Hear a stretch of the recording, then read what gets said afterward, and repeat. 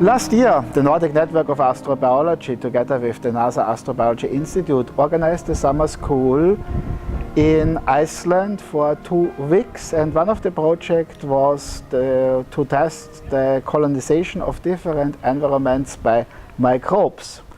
The data we got at this time was interesting and intriguing, and so some students and young scientists decided to do a follow-up expedition to explore their questions which were involved a little bit further. We were here to demonstrate some techniques as part of that summer school, and in fact the majority of the people who are here on this campaign are a subset of the people who were at that summer school, and decided along with ourselves that it would be worthwhile to then organise a further expedition to Iceland this summer to start developing further the application of these techniques to this particular location.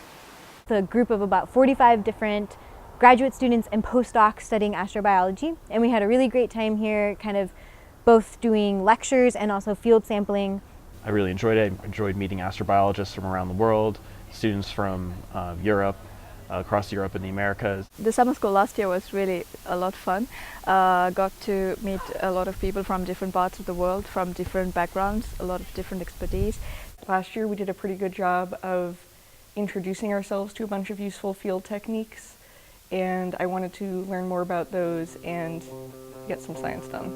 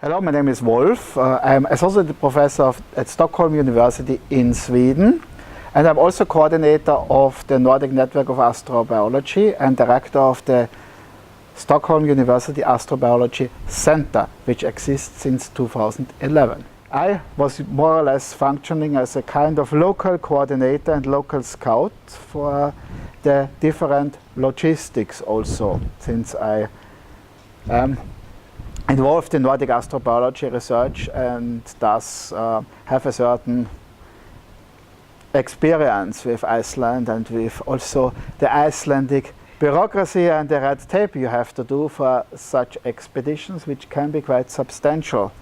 For example, for our expedition, we needed 5 different permits for each lava field we were exploring. I'm Professor Dave Cullen from Cranfield University in the UK. I started off kind of from my PhD onwards involved in biosensor bioanalytical technology, initially in the field of applications to medical and environmental applications, and then of relevance to this particular campaign about 10 years ago.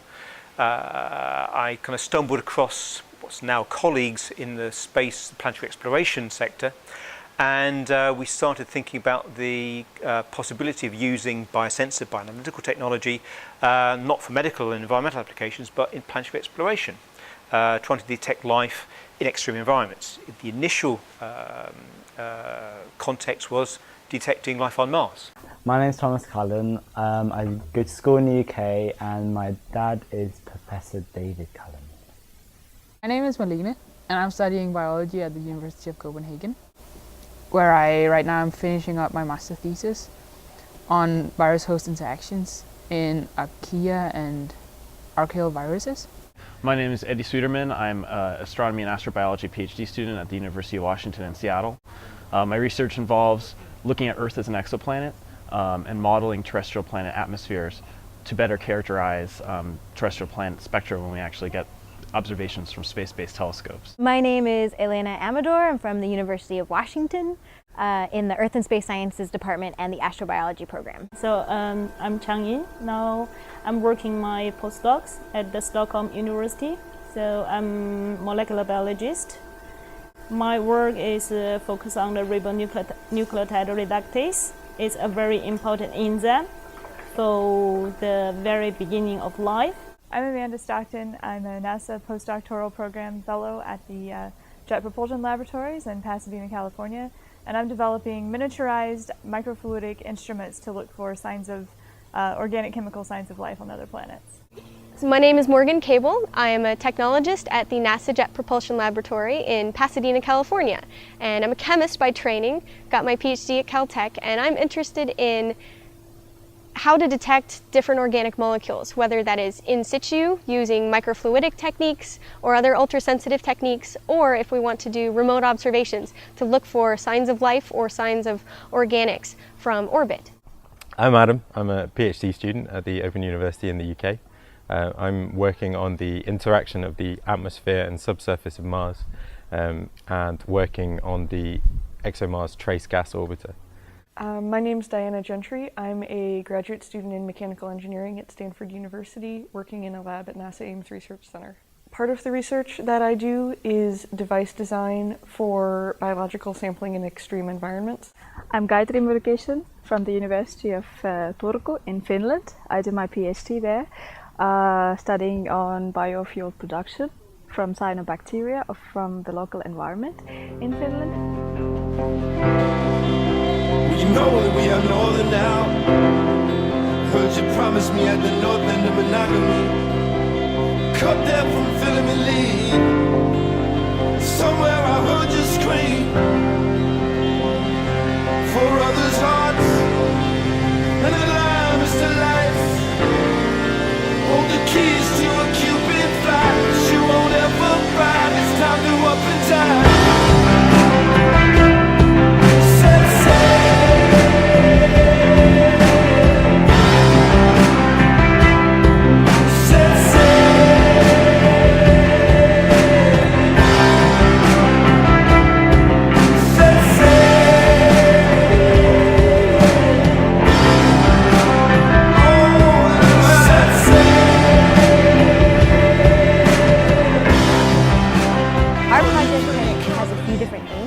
I think we're trying out some new analyses techniques that could potentially be used on a rover or by humans for human exploration of terrestrial planets. And then there's this really interesting component of remotely mimicking a Mars mission to a field site. And so we're trying to essentially just test out different methods. First of all, we're trying to demonstrate that we can take the three techniques and run them not in a traditional university or institutional laboratory, but run them at a field site. So we're local to the actual sites we collect samples from.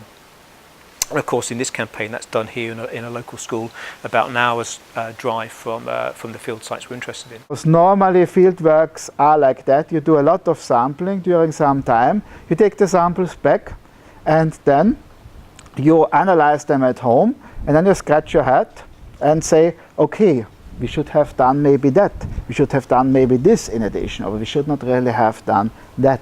And having a field lab in the area allows us to get a constant stream of data in, which then alleviates our decisions where to sample next and what problems to tackle next. So the key thing about having the techniques here in the field site is that we can have multiple cycles of sample collection, analysis, interpretation of the results, and then go back and do further cycles, such that hopefully we have a much more efficient return from the field work than we would do via the traditional approach, which is still commonplace in scientific circles, which is to go onto a field campaign, collect samples, package them up, ship them back to an institutional laboratory, and then weeks or months later do the analysis, and only then find out whether potentially you've collected the wrong samples, there's been a problem with the preservation of the samples, or if there is any interesting results, having to wait until the next field campaign before you can then test them further. We're going to divide into 2 teams, and then some people are going to go take samples every day, and the rest of the group will stay back and analyze the samples. And we've brought with us a field lab where we can do kind of simple techniques that are possible to do in the field or in a field lab, where we can get some initial insight into what we're dealing with. So that's, for instance, why we're doing the qPCR, so we can see what types of metabolisms are present, for instance, or we can see like the ratio of bacteria to archaea. We'll see more archaea than we'll see bacteria and stuff. The rest of the week we'll go to different field sites in Iceland that we've kind of determined are of interest to us biologically and geologically. In terms of the science questions that we're trying to answer here, we are looking at the effectiveness of a couple of different life detection and quantification techniques, and how sensitive, both how good they are at picking up differences picking up differences in similar looking types of substrates that nonetheless may have biological differences, and also what kind of heterogeneity you see on different spatial scales in the field. What can we learn immediately in the field versus more in-depth analysis back in the lab? And this is kind of will inform our ability to say what a future Mars rover equipped with some of the techniques we're using can actually determine without actually bringing back a sample to Earth. So I think a really great goal to have by the end of this expedition would be to have a working method for how, if we sent humans to Mars, how we would go about sampling a field site there.